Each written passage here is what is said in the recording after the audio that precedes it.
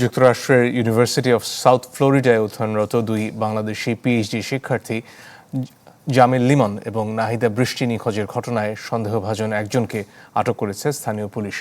শুক্রবার মায়ামির বাংলাদেশ কনস্যুলেটকে বিষয়টি নিশ্চিত করেছে বিশ্ববিদ্যালয় কর্তৃপক্ষ। ওয়াশিংটন ডিসি দূতাবাসের এক বিবৃতিতে জানানো হয়, বর্তমানে আটক ব্যক্তিকে জিজ্ঞাসাবাদ করছে পুলিশ। নিখোঁজদের উদ্ধারে মার্কিন পররাষ্ট্র দপ্তর, এফবিআই, মিয়ামি কনস্যুলেট এবং বিশ্ববিদ্যালয় কর্তৃপক্ষের সাথে নিয়মিত যোগাযোগ রাখছে দূতাবাস।